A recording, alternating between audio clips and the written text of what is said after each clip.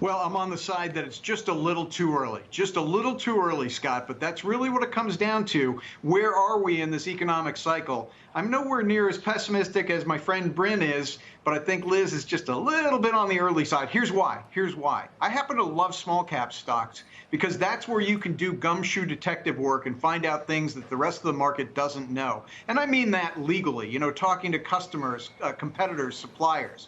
The problem with small caps is that when times get tough in the markets, this is the place that gets liquidated the first.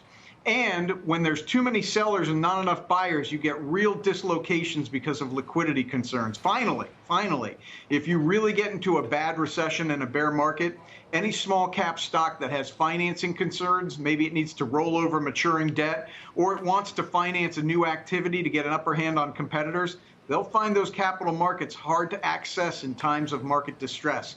So I just think it's too early. And one last thing, Scott, the opportunity set in large cap stocks from these levels is so ripe right now that I just don't think you need to dip down into small caps. Not yet.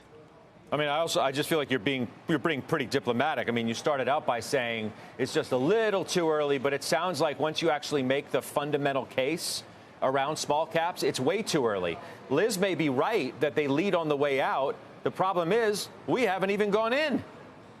Yeah, well, Scott, it's actually not me being diplomatic. It's me communicating something that which is that I'm not so sure we're going to have a recession. I'm with Ed Yardeni in this rolling growth recession. And if I'm wrong, and we do have a recession, I think the strength of this economy would say that there's the likelihood it's going to be short and shallow. But either way, I do think it's too early for small caps.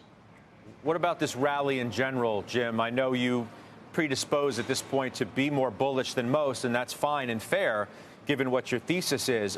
Does this feel like it's the start of something different? I mean, as we've said all show long, can't declare victory over earnings just yet. We just started, and it's going to get real interesting next week. Yeah, I heard you, and you were very clear, concise, and on the money. It comes down to earnings, Scott. So far, I really like what I'm seeing in earnings. That's the battleground. We've been talking about this being the next battleground. What are earnings doing?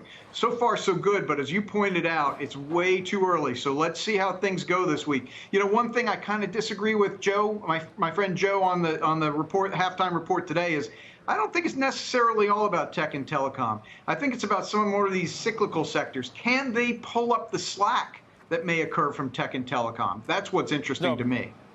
Well, I think his point, though, his broader point is the importance that those tech stocks have to the overall picture at a time where the NASDAQ has been crazy challenged, right?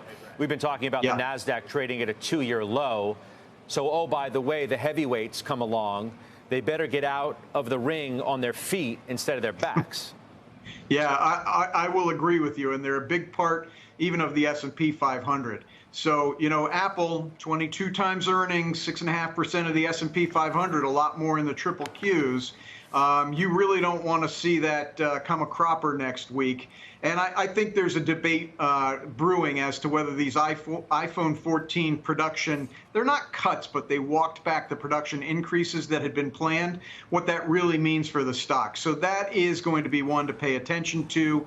Bottom line is earnings are what is needed to make this rally sustainable. Got you. Jimmy, appreciate your time. As always, that's Farmer Jim Lebenthal.